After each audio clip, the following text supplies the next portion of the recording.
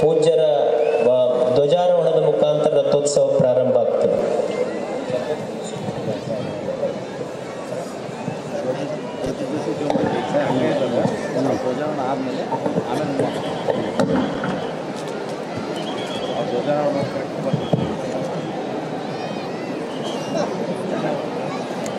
ಇದೀಗ ಪರಮ ಪೂಜ್ಯರು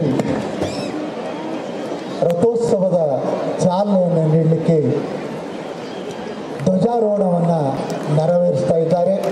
ಧ್ವಜಾರೋಹಣದೊಂದಿಗೆ ರಥೋತ್ಸವಕ್ಕೆ ಚಾಲನೆಯನ್ನು ಕೊಡ್ತಾ ಇದ್ದಾರೆ. ಪರಮ ಪೂಜ್ಯರು, ಜನಪ್ರತಿನಿಧಿಗಳು ಎಲ್ಲರೂ ರಥೋತ್ಸವಕ್ಕೆ ಚಾಲನೆಯನ್ನು ಕೊಡ್ತಾ ಇದ್ದಾರೆ.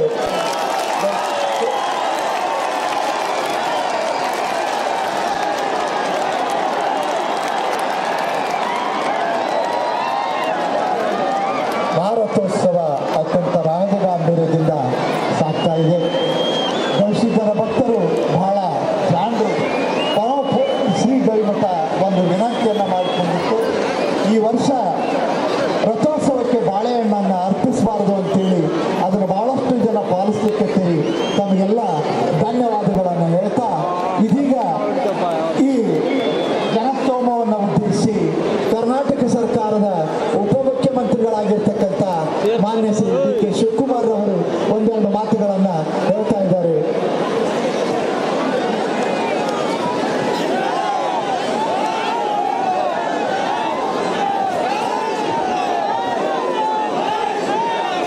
ಎಲ್ಲರಿಗೂ ನಮಸ್ಕಾರ.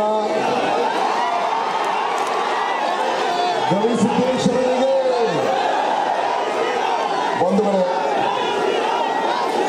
ಪರಮ ಪೂಜ್ಯ ಶ್ರೀಗಳ ಪಾದಗಳಿಗೆ ನನ್ನ ಸಾಕ್ಷಾಂಗ ನಮಸ್ಕಾರವನ್ನು ಅರ್ಪಿಸಿ, ಸಿತ್ತೂರು ಶ್ರೀಗಳಿಗೆ ನನ್ನ ಸಾಕ್ಷಾಂಗ ನಮಸ್ಕಾರಗಳನ್ನು ಅರ್ಪಿಸಿ, ವೇದಿಕೆಯಲ್ಲಿರುವಂಥ ಎಲ್ಲ ನಮ್ಮ ಗಣ್ಯರೇ, ಅತಿಥಿ ಮಹೋದಯರು ಮತ್ತು ವಿಶೇಷವಾಗಿ ಲಕ್ಷಾಂತರ ಮಂದಿ ಭಕ್ತಾದಿಗಳೇ, ನಾನು ಭಾಷಣ ಮಾಡಲಿಕ್ಕೆ ಇಲ್ಲಿಗೆ ಬರಲಿಲ್ಲ.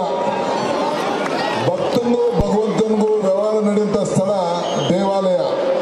ಈ ದೇವಾಲಯದಲ್ಲಿ ಅಜ್ಜನ ನಿಮ್ಮ ಆಶೀರ್ವಾದವನ್ನು ಕೇಳಲಿಕ್ಕೆ ನಾನು ಇಲ್ಲಿಗೆ ಬಂದಿದ್ದೇನೆ. ನೀವೆಲ್ಲ ಸೇರಿ, ಇದು ಎಂಥ ಪವಿತ್ರವಾದಂಥ ದಿನ ಅಂದರೆ, ಪುರಂದರದಾಸರು ಒಂದು ಕಡೆ ಒಂದು ಮಾತು ಹೇಳ್ತಾರೆ, ಇದು ಭಾಗ್ಯ ಇದು ಭಾಗ್ಯ ಇದು ಭಾಗ್ಯವಯ್ಯ ಪದ್ಮನಾಭನ ಪಾದ ಭಜನೆ ಪರಮ ಸುಖವಯ್ಯ. ಹಂಗೆ ಇವತ್ತು ನನಗೆ ಈ ನಿಮ್ಮನ್ನೆಲ್ಲ ನೋಡುವಂಥ ಒಂದು ಭಾಗ್ಯ ಮತ್ತು ಇಂಥ ಪವಿತ್ರವಾದಂಥ ಧಾರ್ಮಿಕವಾದಂಥ ಶಕ್ತಿ ಕೇಂದ್ರದಲ್ಲಿ ನಾವು ನೀವೆಲ್ಲ ಸೇರಿ ಶ್ರೀಗಳ ಆಶೀರ್ವಾದ, ಅಜ್ಜಯ್ಯನ ಆಶೀರ್ವಾದ ಪಡೆಯುವಂಥ ಒಂದು ಭಾಗ್ಯ ಸಿಗ್ತಲ್ಲ, ಇದು ನನ್ನ ಭಾಗ್ಯ ನನ್ನ ಭಾಗ್ಯ ನನ್ನ ಭಾಗ್ಯ ಅಂತೇಳಿ ನಾನು ಭಾವಿಸಿದ್ದೇನೆ.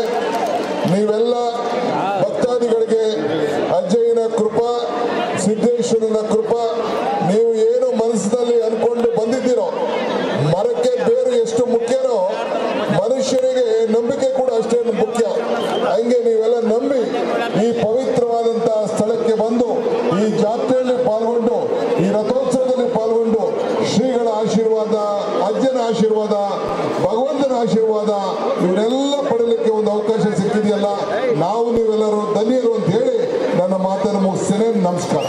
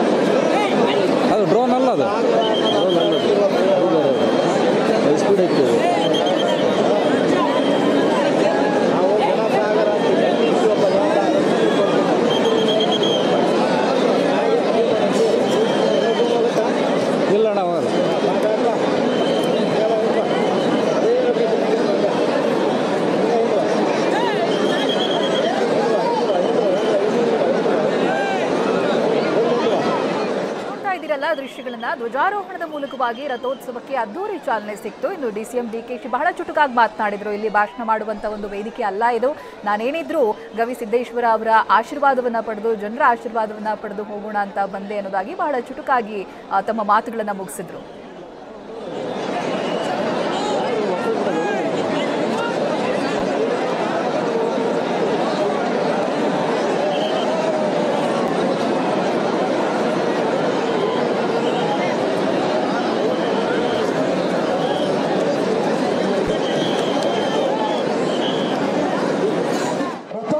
ಬಾಳೆಹಣ್ಣನ್ನು ಅರ್ಪಿಸಬಾರದು ಅಂತೇಳಿ ಅದನ್ನು ಬಹಳಷ್ಟು ಜನ ಪಾಲಿಸಲಿಕ್ಕೆ ಸೇರಿ ತಮಗೆಲ್ಲ ಧನ್ಯವಾದಗಳನ್ನು ಹೇಳ್ತಾ, ಇದೀಗ ಈ ಜನಸ್ತೋಮವನ್ನು ಉದ್ದೇಶಿಸಿ ಕರ್ನಾಟಕ ಸರ್ಕಾರದ ಉಪಮುಖ್ಯಮಂತ್ರಿಗಳಾಗಿರ್ತಕ್ಕಂಥ ಮಾನ್ಯ ಶ್ರೀ ಡಿ.ಕೆ. ಶಿವಕುಮಾರ್ ಅವರು ಒಂದೆರಡು ಮಾತುಗಳನ್ನು ಹೇಳ್ತಾ ಇದ್ದಾರೆ.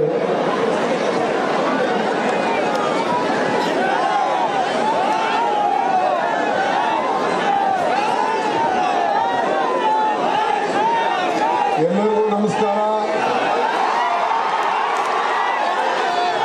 ನನ್ನ ಸಾಕ್ಷಾಂಗ ನಮಸ್ಕಾರಗಳನ್ನು ಅರ್ಪಿಸಿ ವೇದಿಕೆಯಲ್ಲಿರುವಂಥ ಎಲ್ಲ ನಮ್ಮ ಗಣ್ಯರೇ, ಅತಿಥಿ ಮಹೋದಯರು ಮತ್ತು ವಿಶೇಷವಾಗಿ ಲಕ್ಷಾಂತರ ಮಂದಿ ಭಕ್ತಾದಿಗಳೇ, ನಾನು ಭಾಷಣ ಮಾಡಲಿಕ್ಕೆ ಇಲ್ಲಿಗೆ ಬರಲಿಲ್ಲ. ಭಕ್ತನಿಗೂ ಭಗವಂತನಿಗೂ ವ್ಯವಹಾರ ನಡೆಯುವಂಥ ಸ್ಥಳ ದೇವಾಲಯ. ಈ ದೇವಾಲಯದಲ್ಲಿ ಅಜ್ಜನ ನಿಮ್ಮ ಆಶೀರ್ವಾದವನ್ನು ಕೇಳಲಿಕ್ಕೆ ನಾನು ಇಲ್ಲಿಗೆ ಬಂದಿದ್ದೇನೆ. ನೀವೆಲ್ಲ ಸೇರಿ, ಇದು ಎಂಥ ಪವಿತ್ರವಾದಂಥ ದಿನ ಅಂದರೆ, ಪುರಂದರದಾಸರು ಒಂದು ಕಡೆ ಒಂದು ಮಾತು ಹೇಳ್ತಾರೆ, ಇದು ಭಾಗ್ಯ ಇದು ಭಾಗ್ಯ ಇದು ಭಾಗ್ಯವಯ್ಯ ಪದ್ಮನಾಭನ ಪಾದ ಭಜನೆ ಪರಮ ಸುಖವಯ್ಯ. ಹಂಗೆ ಇವತ್ತು ಶ್ರೀ ಗವಿಮಠ ಒಂದು ವಿನಂತಿಯನ್ನು ಮಾಡಿಕೊಂಡಿತ್ತು. ಈ ವರ್ಷ ರಥೋತ್ಸವಕ್ಕೆ ಬಾಳೆಹಣ್ಣನ್ನು ಅರ್ಪಿಸಬಾರದು ಅಂತೇಳಿ ಅದನ್ನು ಬಹಳಷ್ಟು ಜನ ಪಾಲಿಸಲಿಕ್ಕೆ ಸೇರಿ ತಮಗೆಲ್ಲ ಧನ್ಯವಾದಗಳನ್ನು ಹೇಳ್ತಾ, ಇದೀಗ ಈ ಜನಸ್ತೋಮವನ್ನು ಉದ್ದೇಶಿಸಿ ಕರ್ನಾಟಕ ಸರ್ಕಾರದ ಉಪಮುಖ್ಯಮಂತ್ರಿಗಳಾಗಿರ್ತಕ್ಕಂಥ ಮಾನ್ಯ ಶ್ರೀ ಡಿ.ಕೆ. ಶಿವಕುಮಾರ್ ಅವರು ಒಂದೆರಡು ಮಾತುಗಳನ್ನು ಹೇಳ್ತಾ ಇದ್ದಾರೆ.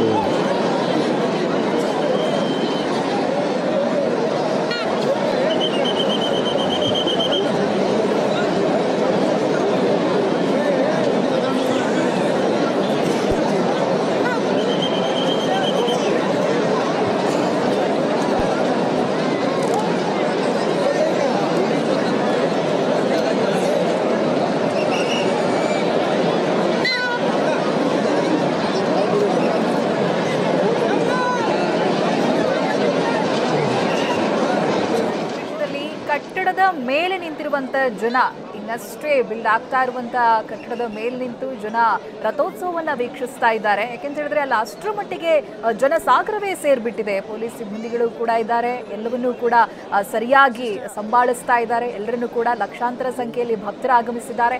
ಹಾಗೆ ಅವರಿಗೆ ಭೋಜನದ ವ್ಯವಸ್ಥೆಯನ್ನ ಕೂಡ ಮಾಡಿದ್ದಾರೆ ಅನ್ನೋದು.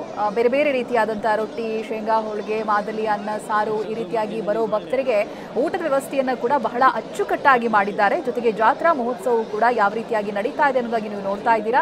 ಒಂದು ಕಡೆಯಲ್ಲಿ ರಥ ಮುಂದೆ ಸಾಗ್ತಾ ಇದೆ, ಅದರ ಜೊತೆಯಲ್ಲಿ ಪಲ್ಲಕ್ಕಿ, ಅದನ್ನ ನೋಡೋದಕ್ಕೆ ನಿಂತಿರುವಂತಹ ಲಕ್ಷಾಂತರ ಸಂಖ್ಯೆಯ ಭಕ್ತರು. ಅವಾಗಲೇ ಹೇಳಿದಾಗೆ 5 ಲಕ್ಷ ಜನ ಸೇರಿದ್ದಾರೆ, ಒಂದೆರಡಲ್ಲ 5 ಲಕ್ಷ ಜನ. ಜೊತೆಗೆ ಡಿಸಿಎಂ ಕೂಡ ಈ ಒಂದು ಕಾರ್ಯಕ್ರಮಕ್ಕೆ ಸಾಕ್ಷಿಯಾಗಿರೋದು. ಜೊತೆಗೆ ಅವರು ಮಾತನಾಡಿದ್ದನ್ನು ಕೂಡ ಕೇಳಿಸ್ಕೊಂಡ್ರಿ.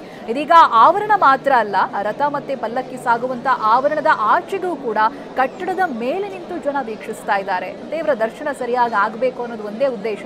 ಜೊತೆಗೆ ಅಲ್ಲೊಂದು ಅನೌನ್ಸ್ಮೆಂಟ್ ಅನ್ನು ನೀವು ಕೇಳಿಸ್ಕೊಳ್ತಾ ಇದ್ರೆ, ಬಾಳೆಹಣ್ಣನ್ನ ರಥಕ್ಕೆ ಅರ್ಪಿಸಬೇಡಿ ಅನ್ನೋದಾಗಿ. ಬಹುಶಃ ಕಳೆದ ಬಾರಿ ಎಲ್ಲ ಆ ರೀತಿಯಾದಂತಹ ಸಂಪ್ರದಾಯ ನಡೆದು ಬಂದಿತ್ತು.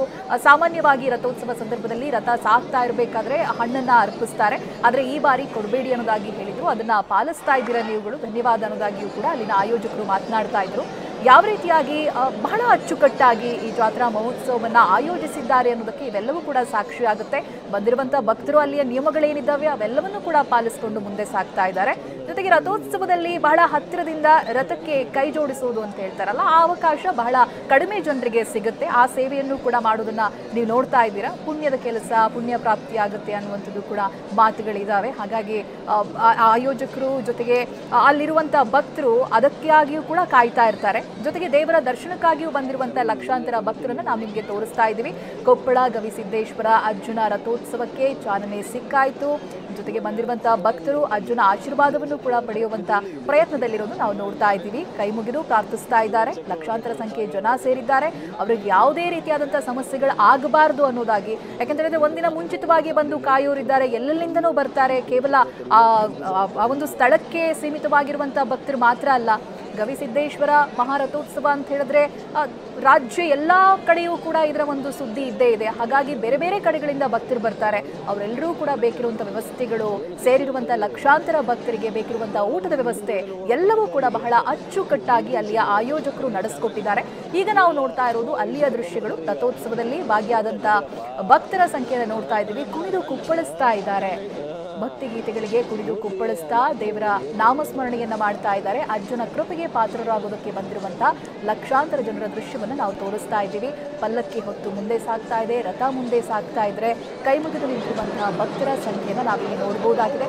ಬಹಳ ಪ್ರಸಿದ್ಧಿಯನ್ನ ಪಡೆದಂತಹ ಅರ್ಜುನ ರಥೋತ್ಸವ, ಅರ್ಜುನ ದರ್ಶನಕ್ಕಾಗಿ ಬಂದಿರುವಂತಹ ಜನ, ಜೊತೆಗೆ ಈ ಬಾರಿ DCM DK ಶಿವರು ಕೂಡ ಇದಕ್ಕೆ ಸಾಥನ್ನ ಕೊಡ್ತಾ ಇದ್ದಾರೆ. ಹಾಗೆ ಶಿವರಾಜ್ ತಂಗಡಿಗೆ ಕೂಡ ಜೊತೆಯಾಗಿದ್ರು ಅನ್ನೋದು. 5 ಲಕ್ಷಕ್ಕೂ ಹೆಚ್ಚಿನ ಭಕ್ತರು ಈ ಒಂದು ರಥೋತ್ಸವದಲ್ಲಿ ಭಾಗಿಯಾಗಿದ್ದಾರೆ. ನೋಡ್ತಾ ಇದ್ದೀರಾ ಸಂಖ್ಯೆಯನ್ನ, ಎಲ್ಲ ನೋಡಿದ್ರು ಜನ ಸಾಗರ. ಇಷ್ಟೊಂದು ಸಂಖ್ಯೆಯಲ್ಲಿ ಸೇರೋದಕ್ಕೆ ಸಾಧ್ಯನಾ ಅಂತ ಆಶ್ಚರ್ಯವಾಗುತ್ತೆ. ನೀವು ಟಾಪ್ ಆಂಗಲ್ ಇಂದ ವಿಜುವಲ್ ಅನ್ನು ನೋಡ್ತಾ ಇದ್ದೀರಲ್ಲ, ನೀವು ಅಷ್ಟು ಸಂಖ್ಯೆಯ ಭಕ್ತರು ಸೇರಿದ್ದಾರೆ. ಇದು ಆ ಆವರಣದಲ್ಲಿರುವಂತಹ ಭಕ್ತರ ಸಂಖ್ಯೆಯನ್ನು ತೋರಿಸ್ತಾ ಇದ್ದೀವಿ. ಇನ್ನೊಂದಷ್ಟು ಜನ ಸರಿಯಾಗಿ ಕಾಣಿಸ್ಬೇಕು ಅನ್ನುವಂತಹ ದೃಷ್ಟಿಯಲ್ಲಿ ಕಟ್ಟಡದ ಮೇಲ್ಭಾಗ, ನಿರ್ಮಾಣ ಹಂತದಲ್ಲಿರುವಂತಹ ಕಟ್ಟಡದ ಮೇಲ್ಭಾಗದಲ್ಲೂ ಕೂಡ ಜನ ಸಾಲಾಗಿ ನಿಂತು ಈ ಒಂದು ರಥೋತ್ಸವವನ್ನ ವೀಕ್ಷಿಸ್ತಾ ಇದ್ದಾರೆ. ರಥದ ದೃಶ್ಯವನ್ನ ಕೂಡ ನಾವು ತೋರಿಸ್ತಾ ಇದ್ದೀವಿ. ಬಹಳ ಸುಂದರವಾಗಿ ಅಲಂಕೃತವಾದಂತಹ ರಥ ಮುಂದೆ ಸಾಗ್ತಾ ಇದೆ. ಜೊತೆಗೆ ಹೂವಿನಿಂದ ಸಂಪೂರ್ಣವಾಗಿ ಅಲಂಕಾರವಾಗಿರುವಂತಹ ಪಲ್ಲಕ್ಕಿ ಕೂಡ ಸಾಗ್ತಾ ಇದೆ. ಇದನ್ನೆಲ್ಲ ಕಣ್ತುಂಬಿಕೊಳ್ಳೋದಕ್ಕೆ ಇವತ್ತು ಸಾಕಷ್ಟು ಲಕ್ಷ ಸಂಖ್ಯೆಯಲ್ಲಿ ಅಲ್ಲಿ ಜನ ಸೇರಿದ್ದಾರೆ. ಇನ್ನು ಬಹಳ ವಿಶೇಷವಾಗಿ 100 ಕೌಂಟರ್ ಇದೆಯಂತೆ. ಊಟದ ವ್ಯವಸ್ಥೆಯನ್ನ ಮಾಡೋದಕ್ಕಂತಾನೆ 100 ಕೌಂಟರ್ ಅಂದ್ರೆ ನೀವು ನಂಬಬೇಕು. ಪ್ರಸಾದಕ್ಕೆ ಅನೇಕ ಭಾಗಗಳಿಂದ ಲಕ್ಷಾಂತರ ರೊಟ್ಟಿ, ಶೇಂಗಾ, ಹೋಳಿಗೆಯನ್ನ ಭಕ್ತರು ತಂದಿದ್ದಾರೆ. ಪ್ರಸಾದವಾಗಿ ವಿತರಿಸೋದಕ್ಕೆ ಭಕ್ತರು ಕೂಡ ಇಲ್ಲಿ ಲಕ್ಷಾಂತರ ಸಂಖ್ಯೆಯಲ್ಲಿ ರೊಟ್ಟಿ ಹಾಗೆ ಶೇಂಗಾ ಹೋಳಿಗೆಯನ್ನ ತಂದಿದ್ದಾರೆ. ಬಂದಿರುವಂತಹ ಭಕ್ತರಿಗೆ ವಿತರಿಸುವಂತಹ ಒಂದು ಉದ್ದೇಶವನ್ನ ಇಟ್ಕೊಂಡು ಯಾವ ರೀತಿಯಾಗಿ ಭಕ್ತಿಯನ್ನ ಪ್ರದರ್ಶನ ಮಾಡ್ತಾ ಇದ್ದಾರೆ ಅನ್ನೋದಕ್ಕೆ ಇವೆಲ್ಲವೂ ಕೂಡ ಸಾಕ್ಷಿಯಾಗುತ್ತೆ.